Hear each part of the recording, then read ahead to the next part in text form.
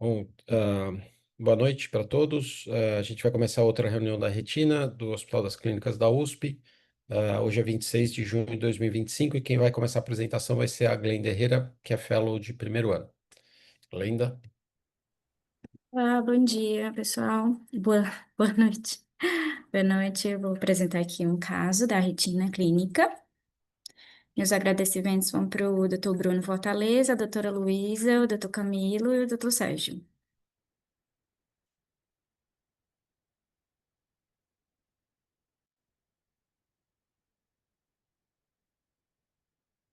Está passando? Tá Assim, passando, pode ir. Pronto.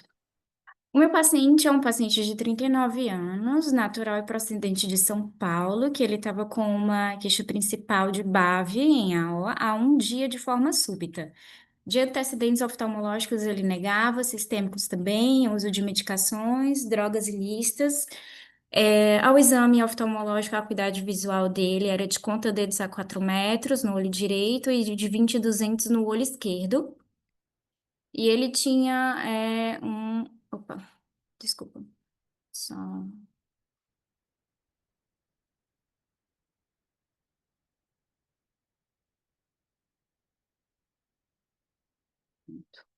Ele tinha um reflexo fotomotor direto e consensual reduzido em ambos os olhos, mas pior no olho direito. E na biomicroscopia, ele só havia, ao exame, só haviam traços de células no vitro anterior. E no fundo de olho, a imagem a seguir. Bom, no caso dessa imagem, a gente pode ver que ele tem algumas hemorragias, no local do feixe papilomacular. E um borramento do disco óptico em ambos os olhos. Ambos os olhos também têm essas hemorragias, no feixe papilomacular. E também tem alguma alteração pigmentar, do EPR foveal, principalmente no olho direito. Aqui na infrared, a gente pode ver melhor as hemorragias. E aqui na autofluorescência, a gente consegue ver melhor também essas hemorragias. Ali era Red Free, desculpa. Aqui é a angioflor dele, do olho direito, mostrando que há algum borramento no disco óptico nas fases tardias. E também tem lesões em bloqueio por conta das hemorragias, na região de feixe papilomacular. Vocês estão vendo a setinha aqui que eu estou colocando em cima da Tá, foto? dá para ver a seta. Pronto. E no olho esquerdo, na angiofluorescina, a gente consegue ver algumas hiperfluorescências por conta de microaneurismas e também algumas regiões de bloqueio também por conta das hemorragias. Aqui um pouco de borramento também do disco óptico. Então, para resumir o casinho da gente hoje, é um paciente de 39 anos, natural procedente de São Paulo. Ele havia há um dia com essa BAV. Ele negava antecedentes oftalmológicos e sistêmicos também. A acuidade visual dele era conta deles a 4 metros e 20/200 no olho esquerdo, ao exame inicial, com reflexo fotomotor direto consensual reduzido em ambos os olhos. A biomicroscopia havia traços de células no vitro anterior. Na retinografia haviam hemorragias no feixe papilomacular, algumas alterações de GPR foveal e edema de disco óptico em ambos os olhos. Tá ótimo. André, então, um paciente com essas características, uma vitrite leve, uma baixa de visão aguda, recente, bilateral. A gente não tem o ACT ainda aqui, não foi mostrado, mas quais são as hipóteses para a gente diferenciar? Bom, quando fala de alguma baixa visual aguda, a gente geralmente pensa no primeiro grupo de doenças vasculares, né? Então, esse paciente tem uma tortuosidade, uma congestão venosa um pouco aumentada ali nas arcadas superiores, principalmente no lado direito. Tem essas microhemorragias no feixe papilomacular, que eu achei que ficaram mais evidentes na autofluor do que na retinografia em si. E, e assim, na angio, eu não vejo nenhum atraso de enchimento, alguma área de vazamento. Poderia ser um quadro de uma papiloflebite. A papiloflebite pode se manifestar em paciente jovem, geralmente não causa uma perda visual tão relevante quanto nesse caso, né? Mas seria uma hipótese para o quadro. Ainda dentro dos quadros vasculares, o paciente precisaria de uma avaliação clínica, medir a pressão arterial, tentar entender se tem algum fator vascular presente, que não está desconhecido até o momento. E pensando em causas Uhum. outras inflamatórias, dentro das causas inflamatórias, eu acho que poderia pensar em algum quadro de neurite associado, mas acho menos provável, não justificaria o quadro de hemorragia no feixe papilomacular. E, e essa traço de reação no vítreo anterior que também chama atenção para algo de causa infecciosa, né? Então também teria que fazer um workup infeccioso. Eu acho que essa seria a minha avaliação inicial do caso. Perfeito. Então, causas vasculares, causas inflamatórias infecciosas de instalação aguda, ele precisa de uma avaliação clínica para ver se alguma outra coisa está acontecendo com ele e um OCT para a gente ver a extensão dessas alterações, né, André? Perfeito, perfeito. É, é, vamos seguir, Glenda? Vamos mostrar o restante? Sim, vamos seguir. Esse aqui é o OCT do olho direito.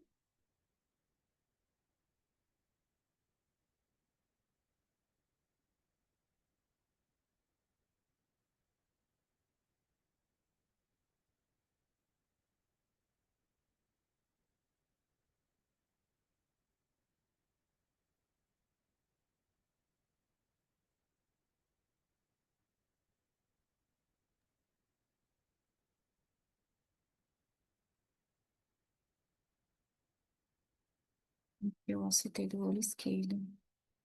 Eu coloquei uma, uma foto do olho esquerdo, mostrando mais algumas alterações. Essas alterações. Pode... Isso, Mas no direito tem alterações semelhantes também, pequenas, né? E tem tem. uma vitrine que a gente vê aí em cima, né?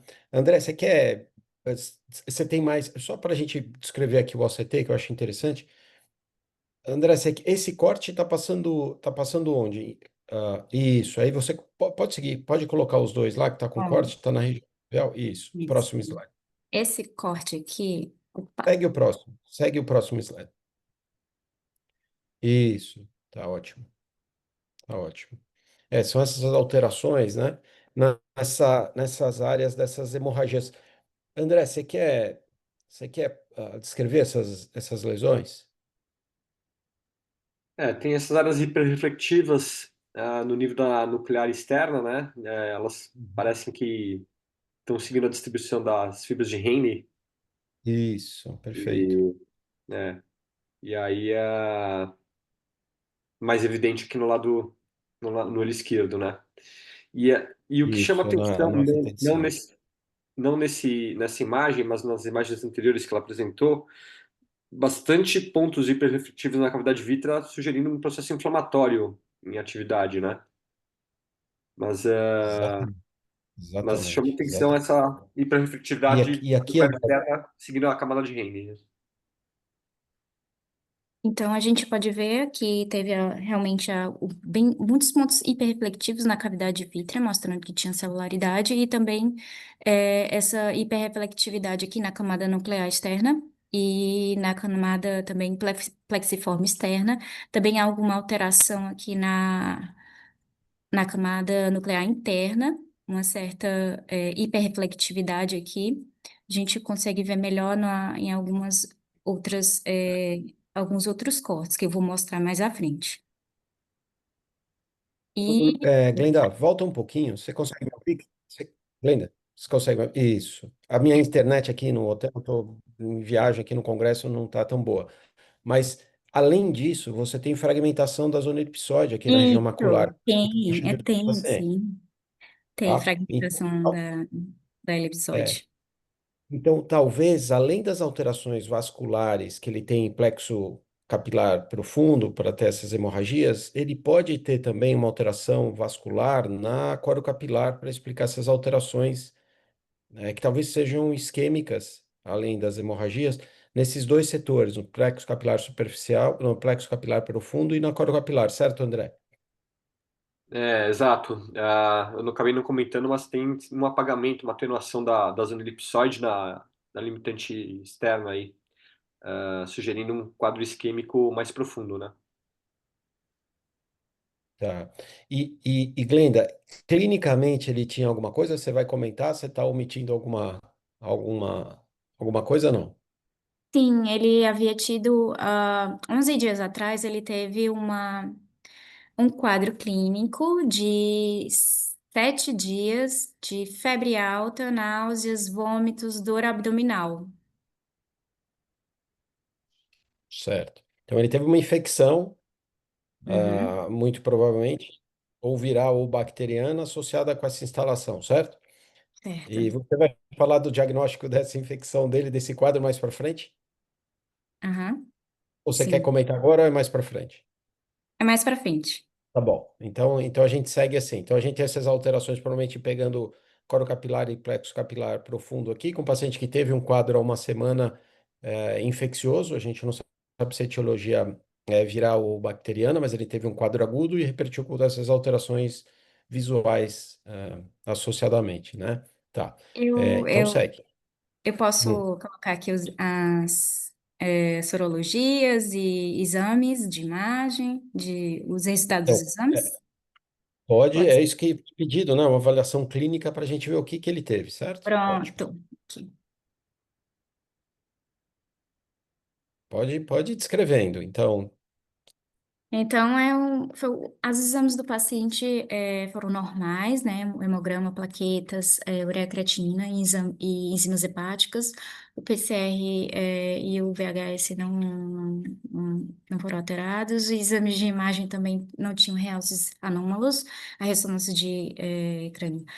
As sorologias dele,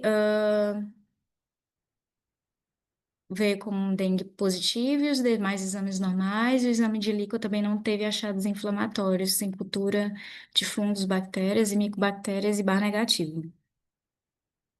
e o albendazol ele usou por causa como Pra... profilaxia para usar prednisona, é isso, certo? Isso, foi. Tá, tá. Aqui. O André, você quer comentar então o quadro então do paciente com dengue há uma semana com essas alterações fundoscópicas e de OCT, ah, e prever a evolução que ele vai ter? Bom, o paciente deve ter tido uma reação cruzada com as estruturas da retina e evoluiu dessa forma. Não sei se tem algum outro mecanismo provável de lesão relacionado ao dengue. Até porque o tratamento proposto aí foi só a corticoterapia, né, para tentar imunossuprimir o paciente, né? Uhum, Embora seja uma Uhum, dosagem mais anti-inflamatória do que imunossupressora, né? sim. sim. Então, a dengue pode afetar, né, esses plexos profundo, pode afetar, pode dar um quadro parecido com a MN, que se afeta a coro capilar, que dá aquelas alterações, pode dar as alterações das linhas hiperrefletivas da retina externa e pode afetar plexo capilar profundo também, né? Então, isso é compatível com a doença que ele teve, e talvez para reduzir essa porção inflamatória dessas lesões nos plexos capilares, que foi introduzido prednisona para ter uma evolução com menos lesão capilar, certo? Agora você vai mostrar a evolução, Glendon? Isso. Tá. É, bom, o paciente foi diagnosticado com PAN bilateral por conta da dengue, associada à hemorragia em camada de heme. Esse aqui foi o paciente, no retorno de 7 dias, ele já havia referido a uma melhora da visão bem notável, com 0,1 no olho direito e 0,5 no olho esquerdo. Aqui são as imagens do OCT.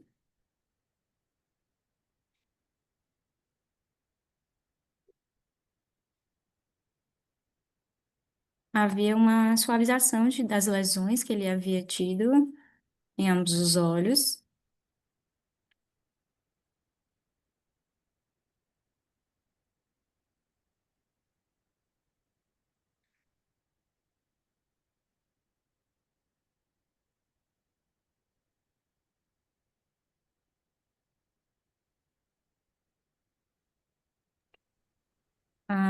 com 14 dias, ele estava usando, né? Ele continuou usando a prednisona oral.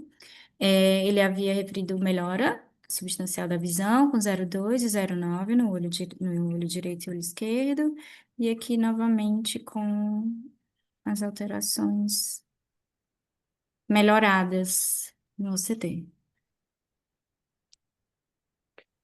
Mas é interessante, porque o direito ficou com as alterações da zona elipsoide na região foveal, né? Por isso que ele foi de conta deles para 0,2, melhorou, mas ainda tem uma visão ruim nesse olho, né? Enquanto que o esquerdo, com a fóvea, o corte foveal é normal, já evoluiu de 20,200 para 0,9, né? Você não Essas tem só lesões. o corte dessas comparativas. Fala, André. Não, eu ia falar, essas lesões de zona elipsoide, elas são interessantes, né? Porque são vários os mecanismos que lesam zona elipsoide e alguns você observa uma melhora anatômica e funcional completa. E aqui a gente tem dois olhos com o mesmo mecanismo de lesão, mas que tiveram recuperações visuais diferentes, né? Então, Sim, sim, talvez o componente isquêmico tenha sido mais relevante no lado direito, né? Que a gente até observa uma reflectância alterada ali no Near Infrared. Agora, o que eu achei sim. interessante, geralmente no quadro do PAN a gente tem uma banda hiperrefletiva mais relevante, mais evidente do que a gente viu nesse caso, né? Aqui a gente não ficou tão Exatamente. bem caracterizada a banda hiperrefletiva, né? Do quadro do PAN. Não, não mesmo. Eu concordo com você, concordo com você. Eu acho que talvez se tivesse um OCTA da corocapilar, talvez tivesse afetado, embora você tenha aquela área de refletividade, é interessante.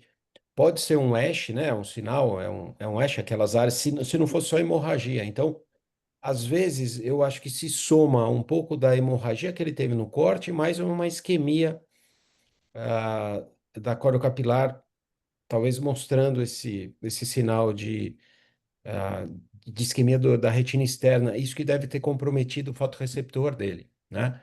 Porque Sim. eu concordo com você, André. O PAN é discreto para ele ter uma visão tão baixa, né? Exato, exato. E geralmente tem uma evolução um pouco mais não tão grave assim como a gente vê no lado direito, né? 0,2 de visão é uma visão secular bem Bem importante. grande. É, é isso, é isso. Luísa, você tem mais.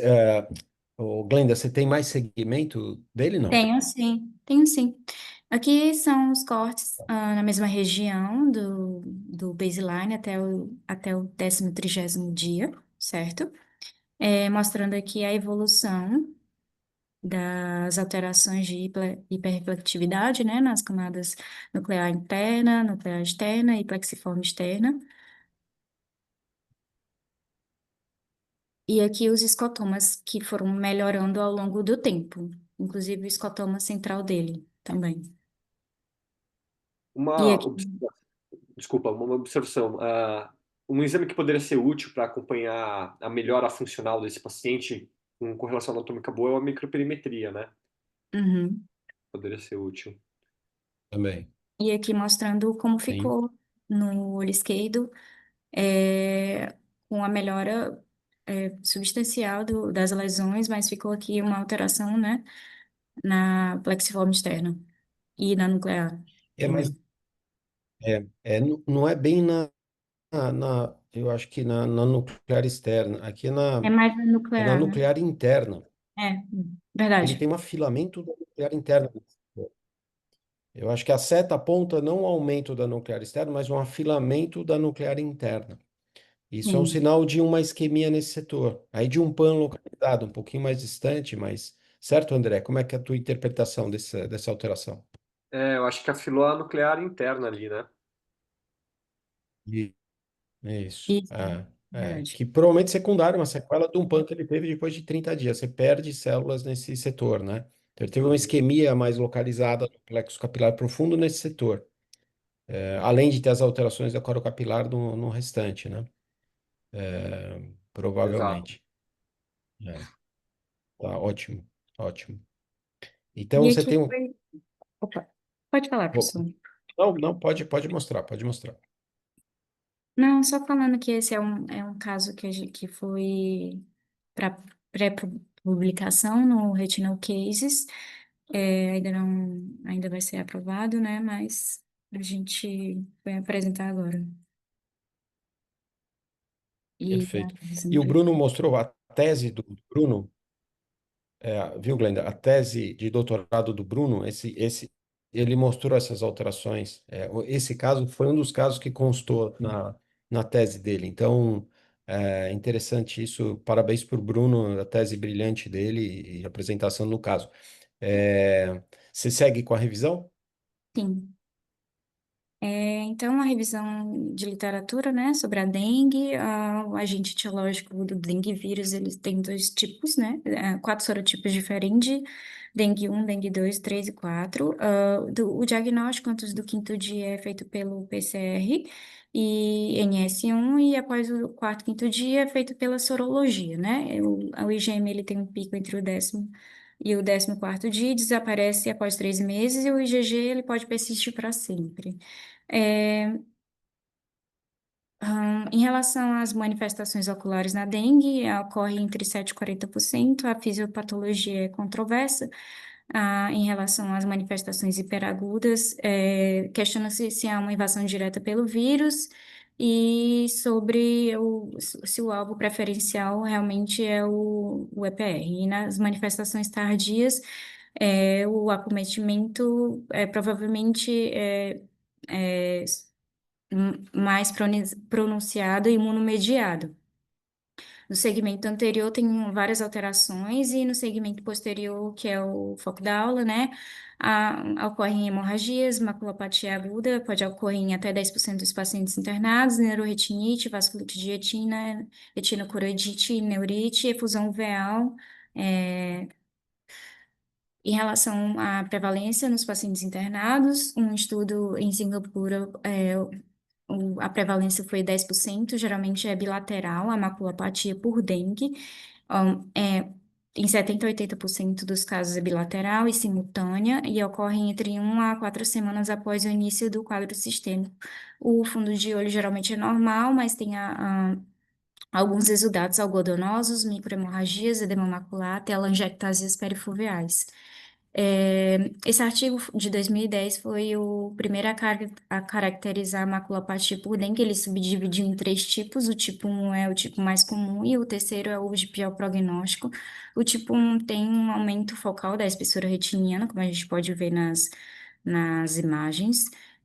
O tipo 2 ele é caracterizado por um edema macular cistoide difuso. E o tipo 3 é o que a gente fala que é hoje em dia ele não é. Em alguns artigos fala que o tipo 3 ele corresponde à AMN, né? Ele foi descrito pela primeira vez, a AMN ela foi descrita pela primeira vez em 1975. Ocorre uma BAV, um escotoma paracentral único ou múltiplo em mulheres jovens, na maioria das vezes. Na fundoscopia, a gente pode ver algumas lesões vermelhas amarronzadas em formato de cunha perto da fóvea. Esse tipo 3 ele é caracterizado por uma foveolite. É, Em relação à AMN, o tipo 1 ou PAN. Em 2013, ele foi dividido em dois tipos, né? A AMN tipo 1 ou PAN. E é uma lesão no plexo capilar intermediário, envolvendo a nuclear interna e caracterizado por hiperreflectividade entre a camada nuclear interna e a junção da plexiforme interna e externa na fase aguda e atrofia e afilamento na camada nuclear interna na fase tardia. E o tipo 2 é localizado na camada nuclear externa e caracteriza-se por lesões precoces hiporreflectivas na Ah, é bom pra NI fazer companhia. Você até vai em restaurante só de ter e vídeo. alterações hiperreflectivas na camada nuclear externa e plexiforme externa no OCT, como a gente pode ver aqui nas imagens. É, o, Atualmente, a MN ela é distinta da PAN. A PAN, ela é uni ou bilateral, ela não tem predileção por sexo, ela tem uma associação com doenças vasculares da retina e tem uma idade de acometimento mais tarde, pode ser, tem dois picos, né? A doença de base, se tiver uma doença de base, pode ser, normalmente o acometimento é entre 50 e 60 anos, e foi idiopática mais jovem. O escotoma, ele pode ser único ou múltiplo, ele tem início agudo, em geral sem outros sintomas, e a acuidade visual pode ser pouco afetada no exame fundoscópico, não tem grandes achados, podem ser aquelas lesões parafoveais acinzentadas sutis, com contornos mais suaves e mais acinzentadas do que as manchas algodonosas. E em relação ao mecanismo, ocorre uma isquemia capilar do plexo intermediário e em relação ao prognóstico, ocorre ao final do quadro uma atrofia da camada nuclear interna e os escotomas paracentrais podem ser persistentes. A gente não tem um guideline para tratamento, mas a gente trata normalmente a causa base, né? Em relação ao sangramento da camada de fibras nervosas, nas camadas de fibras de Henle, que aconteceu também neste paciente, eu não achei nenhum outro artigo falando que sobre associação, onde teve associação de dengue, PAN e essa hemorragia da camada de fibras de Henle. Ela é uma hemorragia macular profunda e radial. Acontece uma Aqui na OCT a gente vê uma hiperreflectividade em forma petaloide ou em lágrima, né, na OCT e tem três possíveis mecanismos, como distúrbios que afetam a pressão venosa sistêmica, irregularidades na pressão venosa retiniana e doenças vasculares coroidais locais, independentes da pressão. Ela resolve-se sem sequelas e, no presente caso, talvez o mecanismo seja que o edema do nervo óptico tenha aumentado a pressão venosa local, houve uma resistência ao fluxo de saída da vasculatura retiniana e por isso aconteceu a isquemia. Pode ter ocorrido também por uma oclusão das arteríolas pré-capilares por conta dos depósitos de imunocomplexos, aconteceu essa hemorragia e também a isquemia. Esses foram os fatores prováveis de acontecimento dessa lesão. E o prognóstico da maculopatia por Dengue, ele é bastante variável, não, 80% recuperam-se com AV final maior que 20/40 e a persistência do escotoma ocorre em 90% em 3 meses e 6% após um ano. A maculopatia tipo 3, que é aquela foveolite, foi associada à persistência do escotoma, apesar da melhora da visão, e sugere-se um mecanismo de inflamação e isquemia. O corticóide local sistêmico pode ser considerado em casos com AV inicial baixa e ou atividade inflamatória importante. No caso do paciente, como ele teve um acometimento de disco óptico, preferiu-se fazer o desmame de prednisona via oral.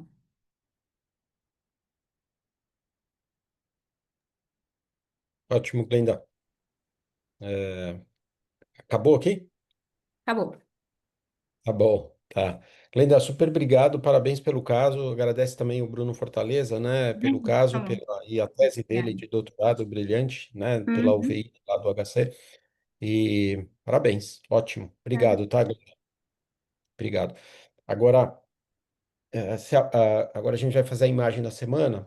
Se a Marina Marchetti, que é R3, puder apresentar.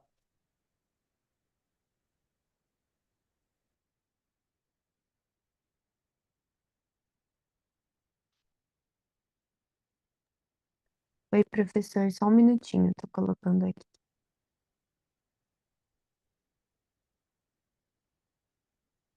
Tá todo mundo me ouvindo?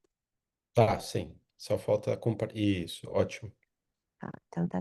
Bom, Bom, boa noite a todos. Meu nome é Marina Marchetti, eu sou residente aqui do terceiro ano do HC e eu tô responsável hoje por apresentar a imagem da semana.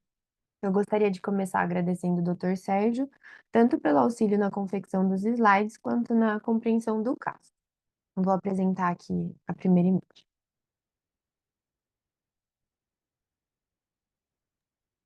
e já discutimos a imagem? Pode, pode ser? Eu tenho algumas outras, mas acho que pode começar. Mas em seguida, né? Isso. André, você viu um paciente assim que te chama atenção aí? Você tem alguma hipótese para ter tanta alteração assim? Poderia ser uma lipemia retinalis. Isso, tá? Mas é que esses vasos parecem que é uma alteração, né? Então são pacientes com alto nível de triglicéride, né? Aham. E aí é como se tivesse o vaso pintado de rosa, né? Difusamente, Exato, né? exato. A outra opção, André, é esses vasos estarem fechados, né? É um frosted branch angiitis, né? Tá? É, E, mas e uma, enfim, uma tá? E alguma outra hipótese? Porque eu acho esse que caso, André, então, hum, é que eu acho que tá dando um lag, mas eu acho que de início, assim, eu pensaria nessas duas principais hipóteses, né? Pensando em algo inflamatório, né? O frosted branch angiitis, né? Que encaixaria. Mas eu acho que aí não aham, deve ter um quadro inflamatório ativo. Eu acho que talvez a lipemia retinalis seria uma boa hipótese. Mas, de repente, mais exames tá. poderia abrir um leque maior, né? Isso. Então, Marina, vamos mostrar mais um exame? Tá certo. Aqui a gente tem um OCT. Tá. André, então, aqui, olha, tem essas alterações, esses pontos hiperrefletivos intrarretinianos, o que parece ser, né? A gente não costuma ver em lipemia retinalis, né? E esse vaso é um vaso que ele tem um conteúdo inteiro hiperrefletivo, né? Uhum. Alguma, alguma outra ideia? É, poderia ser alguma embolização grave de alguma substância, algo preenchendo os Está vasos e esquentando. que eventualmente se distribuiu além dos vasos aí na retina. Isso. Então, provavelmente alguma coisa está preenchendo esses vasos, que não seja talvez só triglicéride com nível muito aumentado da lipemia, né? Mas talvez uma outra coisa é que a gente não tem história clínica, né? A Marina omitiu para a gente ficar pensando, tentando raciocinar em outros diagnósticos. Marina, Ele usa uso de mostra o droga, ciclo. alguma coisa? Não, não é, não é. Não. Embolia por talco, você está pensando em usuário de heroína endovenoso, né? É, é. É. Tá, mas Hum, não é. Não é. Mas quer ver? Vamos mostrar o. Você tem a Anjo agora, o próximo, né, Marina? Sim, aqui. Você viu, André? Tá totalmente fechada a circulação. O que parecia ser só um borramento dos vasos, né? Tem esse. Então, tem essa alteração circulatória. Aqui tem dois textos no chat aqui. O Fábio e a Carolina falaram de ácido hialurônico, de embolia por preenchimento estético. Poderia ser, né?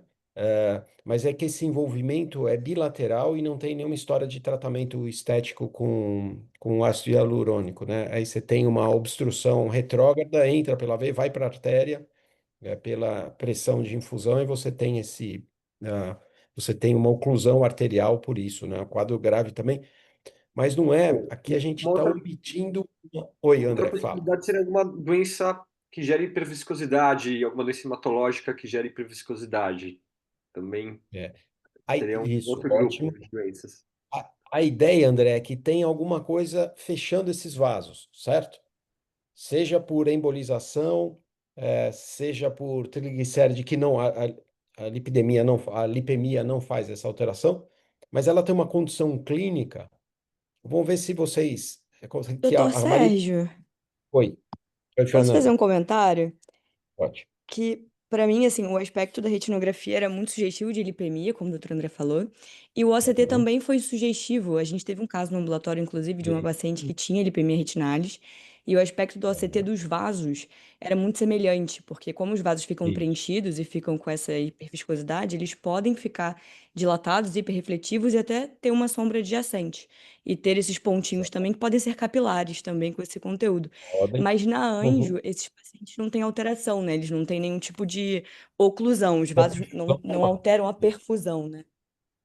Tá, Então, a Anjo é bem exatamente, interessante para fazer esse principal diagnóstico diferencial, né? Só um comentário. exatamente. E aí eu pergunto, Marina, você quer dizer a condição clínica dela? Para a gente ver se consegue melhorar. Posso falar, professor? Então, É uma comenta. paciente é uma paciente que ela apresenta diabetes tipo 1. Ela também tem uma doença arterial coronariana não obstrutiva e ela tem uma doença renal em estágio terminal.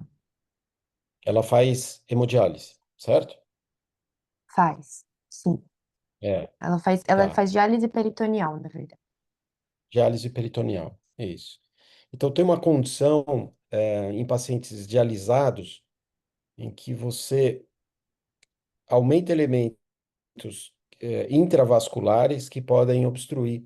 E eu achei interessante essa apresentação, e aí vocês precisam falar quais elementos que fecham esses vasos.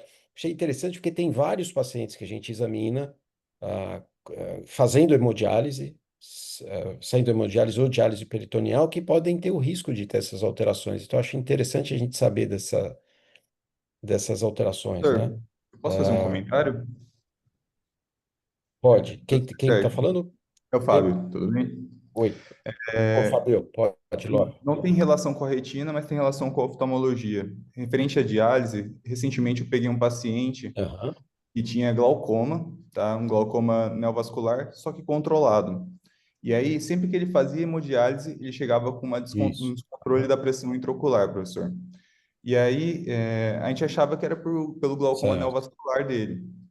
Só que aí eu fui investigar isso lá em Presidente Prudente e Uhum, comecei a associar com o dia que ele fazia a hemodiálise. E aí eu fui estudar e eu vi que certo. tem devido a esses pacientes terem uma déficit de drenagem por conta do neovascular, quando faz a hemodiálise, acontece uma troca de osmolaridade rápida desses pacientes, e aí o sangue fica mais hiperosmolar e o humor aquoso fica hiperosmolar. E aí traz líquido para dentro do olho, e como tem um déficit na drenagem, esses pacientes fazem pressão de 70. E aí, inclusive, fui discutindo glaucoma, tudo, e vários colegas falaram que tinham pacientes também que faziam hemodiálise que descompensavam na hemodiálise o glaucoma. Eu achei muito interessante, porque poucas pessoas falam também sobre isso e às vezes passa desapercebido, achando que tem relação com o neovascular dele, só que na verdade é uma descompensação. Perfeito, Fabio. Então, isso é interessante, mas isso é um diagnóstico de aumento de pressão ocular, né? Que essa pessoa aqui, essa paciente, eu acho que ela teve um glaucoma vascular no olho contralateral, não é isso, Marina? Ou não? Professora, ela teve sim, teve um GNV. No outro olho, essa paciente tem um glaucoma vascular, que é uma complicação dessas alterações que ela tem, Fabio, mas ela tem uma outra condição primária que causou esse fechamento vascular difuso, que é uma alteração de minerais causados por uma insuficiência renal crônica, que aumentam a concentração dentro dos vasos e que acabam fechando os vasos como se fosse uma embolização maciça, tá? É o que a Marina vai falar, é o oxalato e o fósforo em pacientes renais Isso crônicos em mesmo. hemodiálise, tá? Então, eu acho que todo mundo tem que tem que saber desse diagnóstico diferencial. Aqui tem outros, falando de cálcio, calcifilaxia, não é o cálcio aqui, mas é o oxalato e o fósforo. E por isso que a gente achou interessante, né, Marina, mostrar, porque a gente vai ver mais desses Sim. pacientes, a gente pode fechar isso aí. Tem tratamento, né? Você tem que reduzir a ingesta de oxalato e tem que baixar fósforo eh, sanguíneo ah, com quelantes de fósforo, né? Então a Marina vai fazer uma revisão, mas é um quadro agressivo, ainda bem que raro, mas que a gente vai ver principalmente em hospitais terciários de atendimento, a gente vai ver mais desses pacientes, né? Então a Marina vai fazer uma revisão, né, Marina? Tá certo, professor. Bom, então aqui nossa hipótese ficou como uma vasculopatia retiniana oclusiva, progressiva e secundária essa deposição intraarterial de cristais. Eu trouxe um dos casos relatados para tentar elucidar melhor o cenário que isso acontece e também os possíveis desfechos. Então, uma paciente do sexo feminino, de 32 anos, tinha esse antecedente pessoal de diabetes tipo 1, a doença arterial coronariana não obstrutiva e uma doença renal de estágio terminal realizando diálise peritoneal. Em 2022, a acuidade visual dela era de 20/30 no olho direito, 20/25 no esquerdo, e na fundoscopia a gente já conseguia ver depósitos cristalinos perivasculares. 3 meses depois, ela evoluiu com uma acuidade de 20/400 em ambos os olhos, e a fundoscopia apresentava essa oclusão arterial difusa associada aos exudatos algodonosos.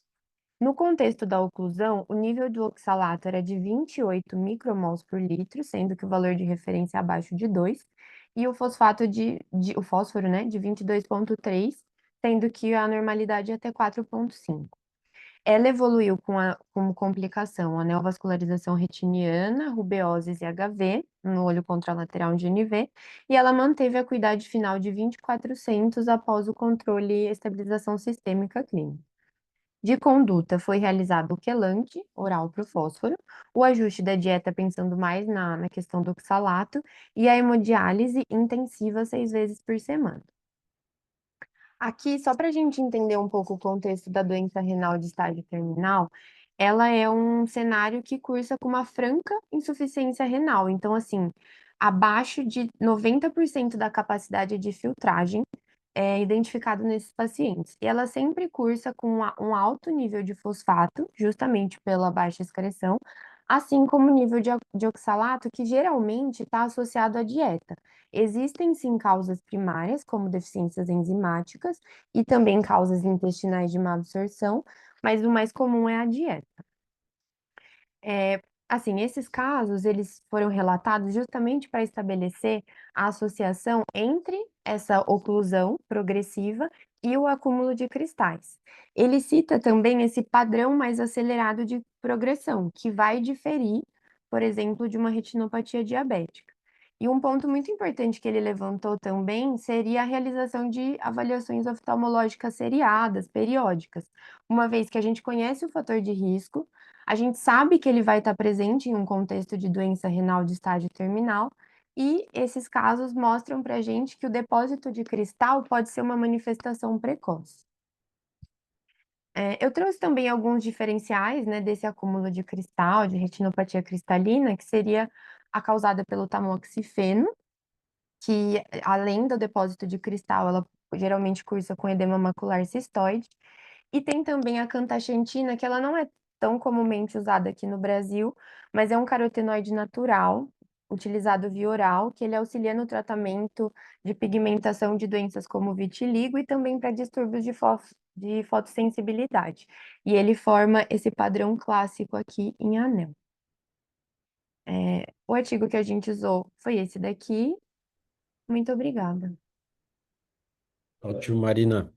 Obrigado você, tá? Eu acho que é bom a gente ver casos incomuns como esse de apresentação, porque a gente com certeza vai ver outros pacientes e a gente vai fazer o diagnóstico, fazer o manejo desses pacientes antes de ele avançar para um quadro tão grave como esse, né, Marina? Excelente, parabéns. Agora a gente vai compartilhar o artigo. Quem vai apresentar o artigo é o Michael Sato. O artigo fala sobre determinantes de perda visual em 4 anos de pacientes com atrofia geográfica. Essa revisão se baseou nos dados do AREDS e do AREDS 2. Os pacientes foram vistos com retinografia, não com autofluorescência e não com ACT, como a gente faz agora com a atrofia geográfica, mas foram mais de 1.300 pacientes. Ele estabeleceu 3 fatores de risco que o Michael vai detalhar. Pacientes com acuidade visual melhor no início. O segundo, a proximidade da atrofia geográfica da fóvea, dentro de 1 milímetro da região central, né? E o terceiro, casos em que a velocidade de crescimento da atrofia geográfica é mais rápida. Mas agora o Michael vai detalhar tudo isso, tá? Pode seguir. Maravilha. Perfeito. Todos estão escutando? Sim, dá para escutar bem. Ok, maravilha. Então, foi tão bem resumido o artigo pelo professor que eu já nem sei se eu apresento mais, mas vamos lá. O artigo da reunião da retina de hoje é esse Determinants of Four-Year Visual Acuity Loss and Geographic Atrophy. É um artigo que foi publicado na Ophthalmology, né? E eles justamente analisaram o pool de pacientes do AREDS e do AREDS 2 num contexto, então, da DMR não exudativa em entender quais são os fatores que fazem essa atrofia geográfica aumentar e, ao mesmo tempo, levar a uma baixa visual significativa, tá? Então, o autor desse artigo, ele traz um contexto de que com as novas terapias agora, inibidoras do sistema complemento, a gente vê uma alteração, uma diminuição do avanço da atrofia geográfica em área, mas sem uma diminuição de fato estatisticamente relevante nos artigos que foram publicados sobre esses medicamentos, né? Então, a intenção é justamente a gente entender quais são os pacientes que são melhores alvos para a gente começar a terapia com esses medicamentos, tá? Então, o objetivo do estudo é justamente entender qual que é a relação da progressão da atrofia geográfica com a piora da acuidade visual, quais são os fatores que são associados à piora da acuidade visual e tentar bolar uma estratificação de risco para esses pacientes para a gente justamente planejar quem que a gente faz a terapia e quem que a gente não faz a terapia, tá? Então, ele pegou justamente esse pool de pacientes do AREDS 1 e 2, com mais de 1.300 olhos, esses olhos todos que tiveram pelo menos 2 visitas num período de 4 anos e que manifestaram atrofia geográfica, certo? Foram todos excluídos os casos que manifestaram a forma exudativa e obtiveram algumas medidas por meio de retinografias, então, da área da lesão, da distância da lesão da fóvea, da taxa de crescimento da lesão, da acuidade visual corrigida, né? Em letras de ETDRS e o índice VAGR, que depois ele comenta um pouquinho mais para frente, que é justamente a razão da acuidade visual com a taxa do crescimento da lesão. A análise estatística, então, foi feita no software R, com modelos lineares de efeitos mistos, univariáveis e multivariáveis, e analisou várias variáveis, idade, sexo, o uso de suplemento da AREDS 1 e 2, acuidade visual basal, área do crescimento, enfim. Essa, então, é a tabela que mostra as características dos pacientes incluídos no estudo. E partindo, então, para os resultados, né? Como já brevemente comentado pelo professor, a gente tem, pelo pool de pacientes que foi analisado, uma idade média de 75 anos, uma área média de atrofia geográfica de 3,3 milímetros quadrados, uma acuidade visual corrigida de 67,5 letras, que corresponde ao 20/45, né? E a taxa média de crescimento a 30 milímetros ao ano. 30 milímetros porque é uma relação quadrática da área, o crescimento ao ano, tá? Então, foram 3 fatores relacionados, significativamente estatístico, à perda de visão, né? Então, uma maior acuidade visual corrigida inicial, maior do que 40 letras, a proximidade da atrofia geográfica, da área de atrofia geográfica com a fóvea, que é menos de 1 milímetro, ou 0, né, que é envolvendo a fóvea, e a maior taxa de crescimento da atrofia geográfica em si. A área inicial da atrofia geográfica, né, o tamanho dela, o envolvimento da fóvea por si só, o sexo do paciente, a idade, o uso dos suplementos não foi associado à perda visual, tá? Então, aqui, a tabela justamente para a gente entender os pacientes no geral, as associações da visão inicial, né, e qual que são o início do paciente no estudo e quais são as relações com a piora da acuidade visual. Aqui, para justificar que as maiores acuidades visuais tinham maiores perdas de visão ao longo dos 4 anos. Aqui, para a gente justificar também a posição, além também da relação, quanto mais visão, maior perda, né? Então, partindo justamente agora para a discussão desses resultados, o autor faz associação, né, desses 3 fatores que sugerem, então, o perfil de um paciente que mais beneficiaria, então, com essas terapias novas, enfim, que retardam o avanço da atrofia geográfica, tá?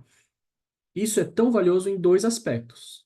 Tanto no aspecto para a gente tentar entender qual que é o efeito dessas terapias na acuidade visual final, não somente na taxa de crescimento da atrofia geográfica, mas também para a gente adequar os protocolos de tratamento e segmento desses pacientes que têm atrofia geográfica, né? Entender quem que recebe, quem que não recebe e com qual frequência que receberia o medicamento. Então, ele bolou aqui um fluxograma, né, para a gente entender e tentar dividir os pacientes em grupos, pensando no risco deles perderem letras em acuidade visual, né, final, ao longo de 4 anos. Então, ele pega os pacientes a partir do 20, 160, né, que são as 40 letras ali que a gente tinha mencionado inicialmente. Se o paciente não tiver essa baseline mínima, né, de 20, 160, ele já considera observação. E aí depois, se tiver essa visão mínima, ele vai lá para entender, então, qual que é a distância da lesão da atrofia geográfica em relação à fóvea, né? Então, se for menor que 1 milímetro, ele considera o tratamento, e se for não central, né, maior que 1 milímetro de distância da fóvea, ele considera a observação, tá? Ainda assim, por cima, ele pega esses pacientes que estão com uma lesão central ou não central com menor de 1 milímetro de distância da fóvea, e ele separa em 3 grupos, né? Que são os grupos que têm a taxa de crescimento baixa, média ou alta, tá? Justamente para a gente entender qual que é o prognóstico desse paciente. Os pacientes com taxa baixa tiveram em 4 anos uma perda de 8 letras, nesse grupo, nesse estudo, né? Os de taxa média de 12 letras e os de taxa alta, 15 letras. Agora, então, entendendo todo esse panorama, o autor, então, passa para as limitações desse estudo, né? Apesar de ter sido um estudo mega robusto, com muitos números, né? Muitos pacientes analisados, um pool de pacientes também muito grande e muito bem captado, tem algumas limitações, que justamente, como o professor comentou, é a avaliação do paciente pela retinografia, que atualmente a gente tem métodos muito mais precisos, né? Mais precisos, como autofluo ou OCT, para a gente conseguir medir, avaliar a área, avaliar a distância da FOV e tudo mais. Outra crítica que o autor faz ao próprio artigo é a aferição da acuidade visual na captação do paciente do AREDS, que foi uma vez só que mediu em cada visita, né? Então, a gente estava propenso a uma flutuação de acuidade visual de visita para visita maior, nesses casos, né? Sendo que só foi uma medida só. Tem outros fatores que o autor não pôde considerar nesse artigo, né? Que são fatores que podem ter diminuído a visão também, que é a hiperpigmentação, pseudodrusas articulares, drusas calcificadas, o fluxo coreocapilar reduzido, que também poderia ter justificado uma baixa de visão, tá? Outro ponto específico que ele traz para discussão são melhores espontâneas de acuidade visual, isso especialmente no grupo de pacientes que têm menos do que 40 letras de visão, tá? Por que que ele leva isso em consideração? O paciente que tem menos de 40 letras de visão, ele tem uma fixação extrafoveal, ele desenvolve isso progressivamente ao longo do tempo. À medida que cresce a lesão, ele tem que fixar em outro ponto. E isso, às vezes, flutua mais a visão para cima ou para baixo. E o outro olho contralateral desse paciente, diminuindo a visão ou aumentando ou melhorando a visão, também pode justificar uma flutuação da acuidade visual corrigida, né? Deste olho. E a acuidade visual, ou última, né, crítica do autor ao artigo, é justamente a acuidade visual como única avaliação de função visual, né? Que ele reconhece que a acuidade visual corrigida não é a única medida que a gente tem de usabilidade, de função mesmo da visão do paciente, e sugere, então, em estudos futuros, que seja analisada não somente a acuidade visual corrigida, mas também exames como a microperimetria, ou então ele até extrapola um pouquinho e fala para pensando na criação de modelos de inteligência artificial para quantificar o impacto funcional e a funcionalidade da retina em si, né? Então, bem brevemente, bem rapidamente, essa foi a minha apresentação do artigo. Para os que estiverem interessados aqui, tem o DOI, né, da revista. E esse é o meu e-mail para, se alguém quiser tirar alguma dúvida, entrar em contato, quiser os slides, fica à vontade. Excelente, Michael. Parabéns, tá? Apresentação super completa, didática. Poxa, parabéns. Excelente Muito obrigado, apresentação, professor. tá? E ótimo, ótimo, Michael. Obrigado, tá? Muito obrigado. Isso é importante para a gente saber cada vez mais a gente vai ter oportunidade de tratar esses pacientes com drogas, com inibidores de complemento, e o que o Michael, né, como o Michael falou, quer dizer, a gente precisa personalizar o tratamento, essa seria uma forma de personalização desse tratamento. Agora a gente vai ver o caso cirúrgico com o Fábio Gomes, todo fellow no HC, né, Fábio? E residência e tudo. E agora ele vai apresentar um caso para a gente discutir. Obrigado, viu, Fábio? Obrigado, professor. Obrigado pelo convite. Sou o Fábio, fui fellow no HC, fui preceptor. Gostaria de agradecer por esse caso o professor Sérgio, Dr. Pedro Caicon, a doutora Joyce, a doutora Tatiana Tanaka e o Dr. Leandro pelas discussões e indicações do caso, Dr. Iago Bassos, a doutora Bianca e a doutora Juliana pela condução. Bom, dando sequência, O caso de um paciente masculino de 48 anos, branco, com queixa de baixa acuidade visual do olho direito há uma semana. Ele foi encaminhado ao Hospital das Clínicas com essa queixa da baixa acuidade visual, associado a hiperemia e dor ocular. Negou trauma, outros sinais e sintomas, nenhum uso de medicação. No exame oftalmológico, tinha uma acuidade visual corrigida de conta-dedos, 1 metro do olho direito e visão de 20 e 20 do olho esquerdo. Pressão intraocular de 14 em ambos os olhos.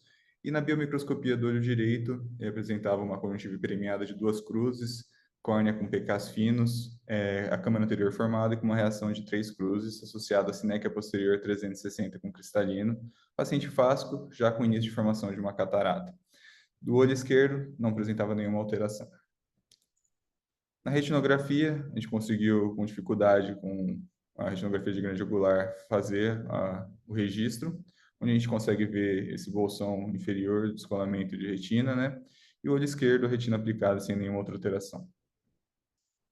O ultrassom, né, no corte longitudinal, às 6 e 9 horas, a gente consegue ver o descolamento total, associado a um descolamento da hialoide posterior completo.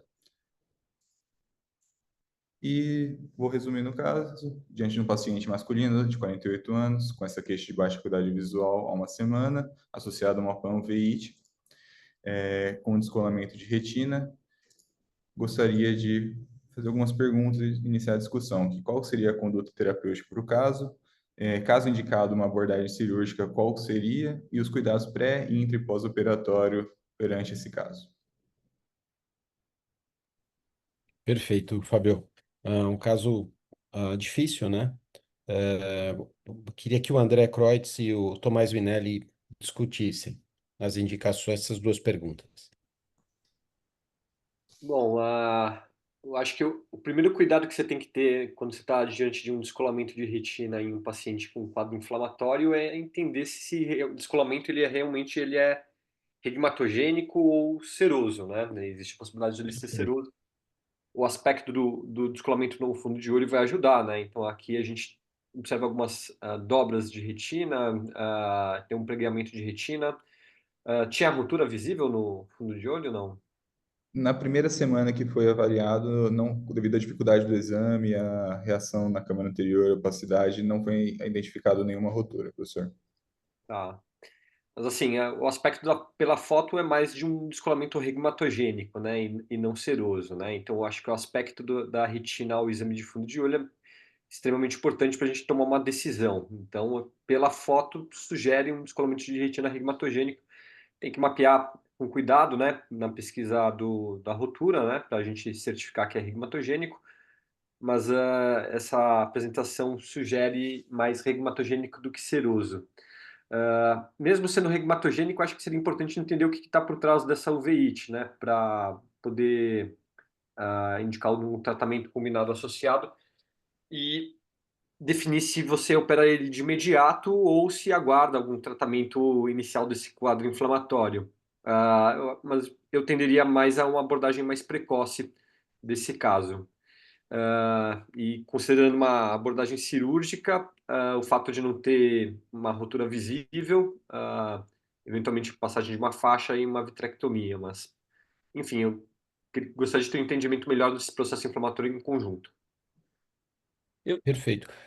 Outra coisa, André, ele tem sinéquia posterior que vai dificultar, mesmo se você usar uma lente de não contato, é, talvez você tenha dificuldade. Você faria FACO associada?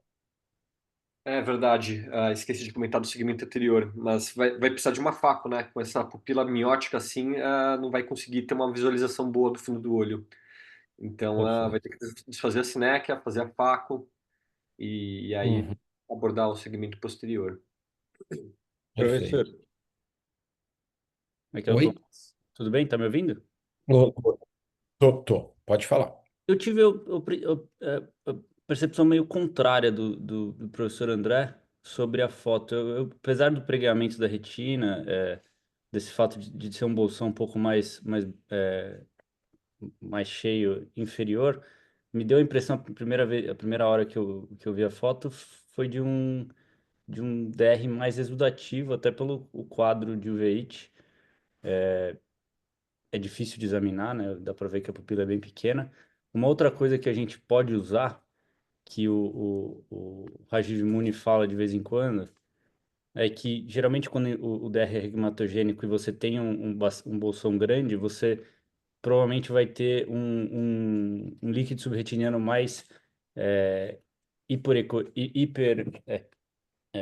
tônico, e isso faz com que a retina se hidrate, fazendo aquelas dobras, corrugações de retina externa.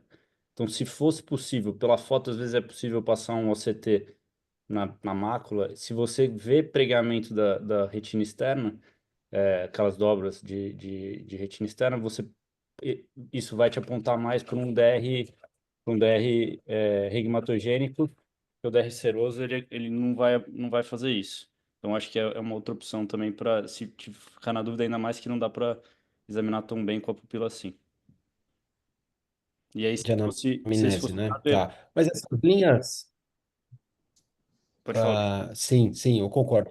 Mas essas linhas de hidratação aí que a gente vê, esse bolsão grande inferior, não é comum em DR seroso. DR seroso a gente vê pouco linha de hidratação, né? E o Uhum. DR migra. Se você mudar a posição do paciente, esse DR vai mudar a posição, vai deslocar de inferior para nasal, temporal, se você colocar o paciente em decúbito. Aqui eu concordo com o André, com essas linhas de hidratação, puxa vida, é muito sugestivo de o DR ser regmatogênico, embora sempre um paciente com quadro inflamatório pregresso, você tem que fazer esse diferencial.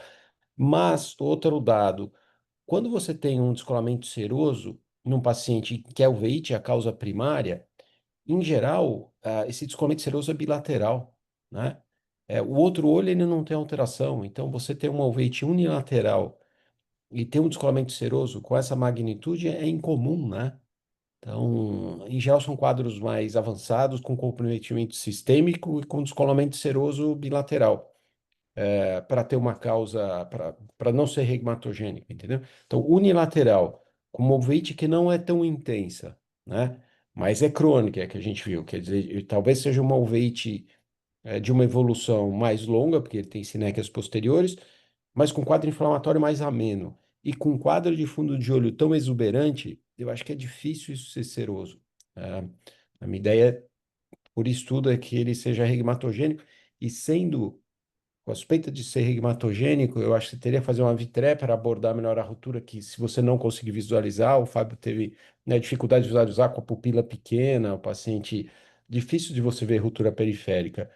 Eu colocaria também com o André uma faixa, a faixa 240, ah, faria faco, depois faria vitré, e daí, se a ruptura fosse inferior, eu estaria garantido com a faixa de não precisar colocar óleo. Eu poderia colocar gás, porque a ruptura estaria suportada pela faixa. Fosse essa ruptura superior, talvez a gente nem precisasse da faixa, né? Mas aqui a gente não consegue visualizar. Então, esse caso é difícil porque tem várias pormenores. Tem a dificuldade de você diferenciar de um seroso de um regmatogênico, como vocês falaram, dificuldade de exame, porque o paciente tem miose, tem sinéquia, e uma ruptura que não é visualizada. Então, é um caso difícil ah, para você decidir o que é feito. E eu acho que é interessante todos esses comentários de todos vocês, né? Ótimo. Mas a gente vai comentar mais depois que o Fábio mostrar o que ele fez, certo, Fábio? Exatamente, professor. Bom, vamos dar sequência. Exatamente, foi essa discussão que a gente teve no dia do ambulatório, né? Esse paciente foi encaminhado para o ambulatório do Hospital das Clínicas, né? E aí, na discussão com a retina e a uveíte, foi iniciado o Bactrim, uma possibilidade de uma lesão focal visualizada no fundo de olho, tá? Associado com um corticoide meio miligrama quilo, tá? Para melhorar essa inflamação do paciente e solicitado todas as sorologias. O paciente retornou com uma semana, com as sorologias todas negativas, tá? Toxoplasmose, citomegalovírus, herpes, o VDRL, o HIV não reagente. E aí, no dia, também difícil de avaliar, foi vislumbrado uma rotura inferior, nasal inferior, e indicado uma facovitrectomia diagnóstica, tá? Então, conversado com a doutora Tatiana Tanaka, foi programado fazer a vitreia diagnóstica desse paciente, tá? Com a coleta do humor vítreo não diluído. Então, a gente iniciou a cirurgia com a facoemulsificação, depois prosseguimos para a vitrectomia com com a infusão fechada para fazer a coleta desse humor vítreo não diluído em 1,2 ml, e a gente separou em 3 frascos. 0,3 a gente separou para a coleta do PCR painel viral da família herpes e o PCR da toxoplasmose. 0,3 ml foi para o microtubo, onde a gente está mandando para Harvard para uma metagenômica de análise desse humor vítreo. 0,6 ml para o frasco de micro-F. E o humor vítreo diluído do cassete no final da cirurgia, a gente aspirou 1 ml e diluiu com 1 para formol e mandou para um blocado de parafina para pesquisa de Barr para tuberculose. Então, agora eu vou mostrar a cirurgia. Agradecer a Bianca por ter me auxiliado na cirurgia. Eu iniciei realizando a quebra das sinéquias. A dilatação não estava muito boa, eu fiz a rex no tamanho da pupila, prossegui com a falcoemulsificação. O azul migrou pelo espaço de Berger e acabou atrapalhando um pouco o início da vitrectomia. Fiz a limpeza do cor vítreo, checo o descolamento do vítreo posterior já realizado, conforme visualizado no ultrassom. Infusão do perfluorcarbono.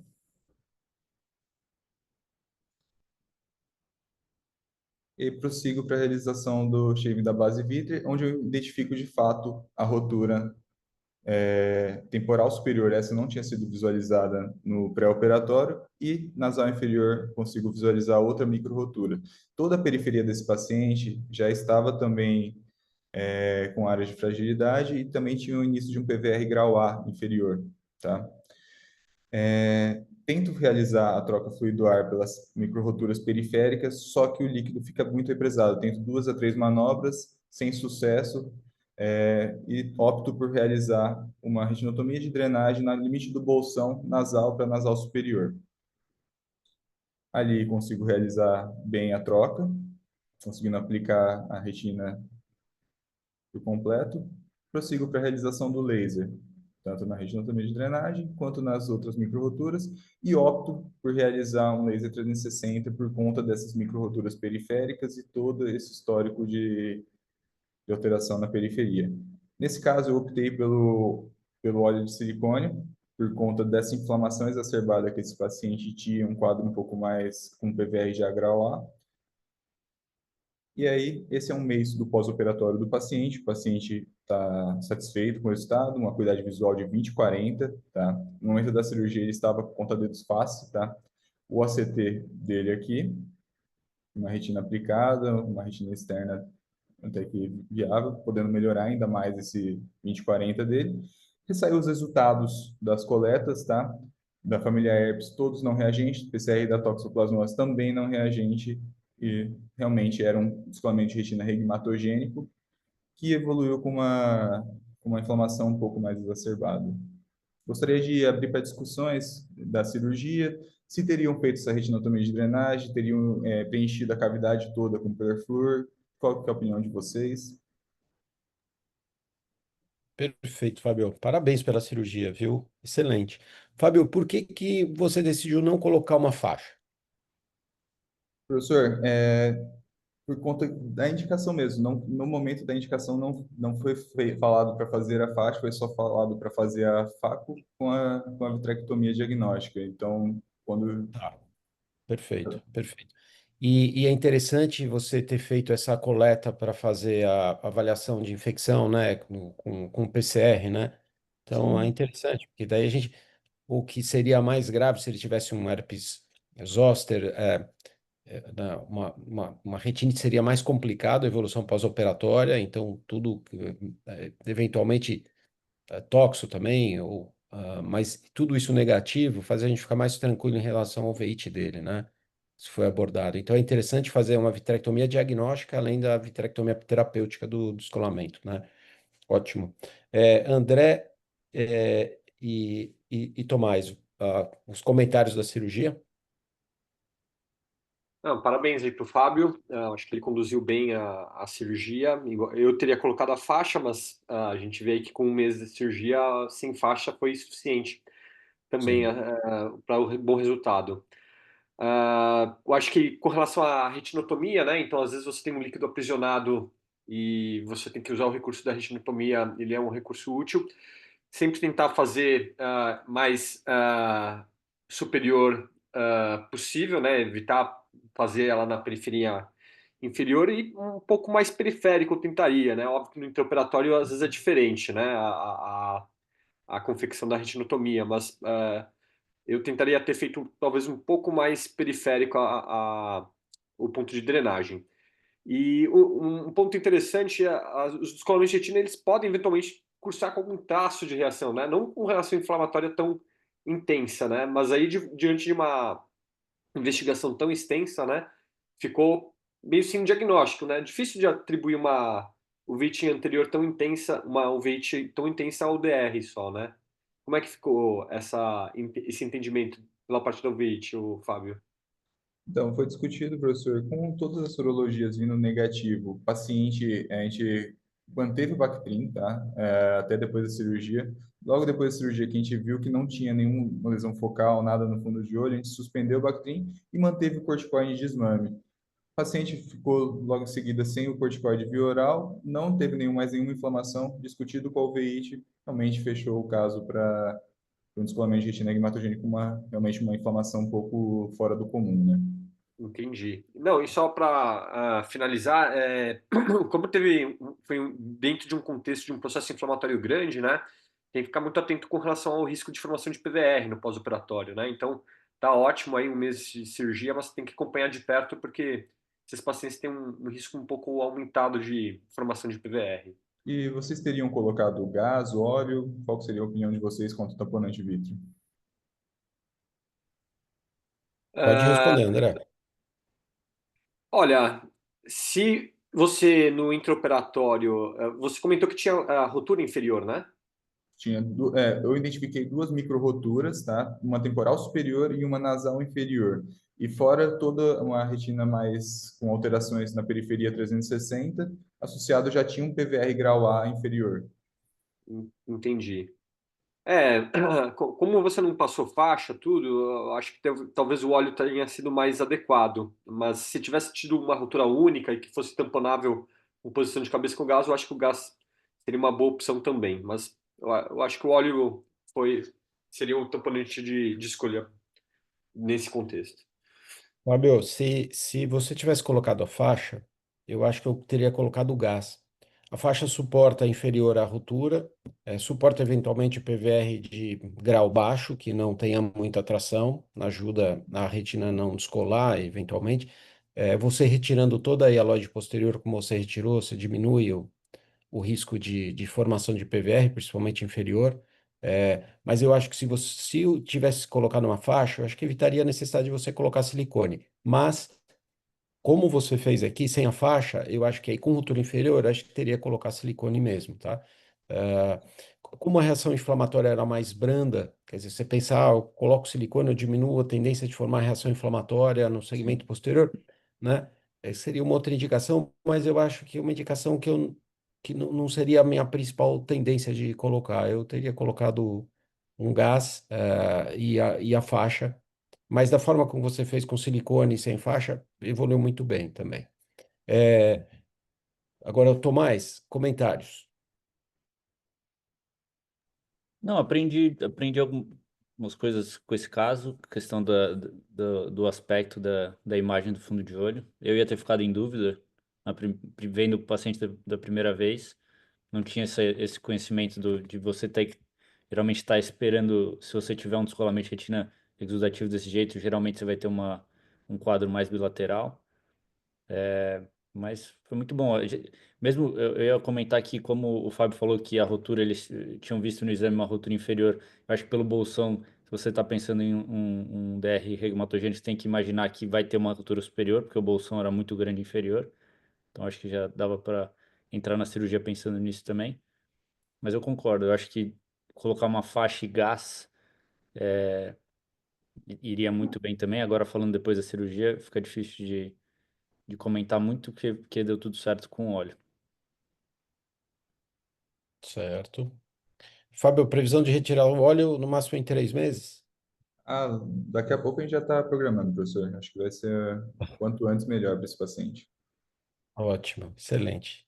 Tá certo, tá bom. Fábio, super obrigado pela apresentação. Caso muito bonito, tá? Um caso complexo, né?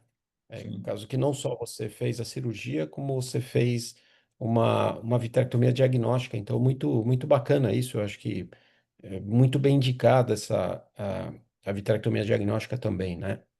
E uma dúvida Então, que eu fiquei parabéns, tá? com a doutora Tatiana Tanaka, que eu fiquei pensando se poderia alterar a coleta por conta de eu ter feito a faco antes e migrar do azul para o polo posterior. E ela me explicou que não, que pode fazer a catarata, depois fazer a coleta, não tem nenhum problema, que não vai interferir. E Tá. Deixa eu te É, perguntar, perdão, professor. não, pode falar, pode falar. Quando você montou a máquina, Fábio, para fazer a coleta, como é que você fez o prime da máquina, do vitrógrafo? Normal. O Prime eu fiz normal. Quando eu fiz a catarata sem passar as infusões, sem passar os trocar, e quando eu fui fazer o início da vitrectomia, eu fiz com a infusão fechada, então realmente não estava infundindo para dentro do olho o Uma, BSS, nada disso. uma coisa que é legal para você saber, quando você fizer o prime para fazer esse tipo de coleta, na máquina você pode clicar o Skip Prime para mão, para caneta. E aí isso não enche a caneta de líquido. Então você acaba às vezes tendo um yield maior do que você consegue aspirar por causa disso. Tipo, aí depois deixar fechado e aberto, depende do que você prefere fazer, mas fazer o Skip Prime da caneta te ajuda às vezes a pegar uma coleta com maior material. Que legal. Bom saber. Obrigado, viu, Tomás? Ótimo. Excelente, então. Fábio, parabéns pelo caso, tá? Ótimo. Obrigado, o André Kreutz e o Tomás Minelli pelos comentários. Excelente, tá? Agradecer a todos que apresentaram, né? O artigo Michael Sato, o caso, a imagem a Marina Marchetti, o caso clínico a Glenda Herrera. E obrigado a todos que assistiram e que vão assistir pelo YouTube. E quinta-feira que vem a gente volta a se encontrar, tá? Um abraço para todos. Tudo de bom. Obrigado.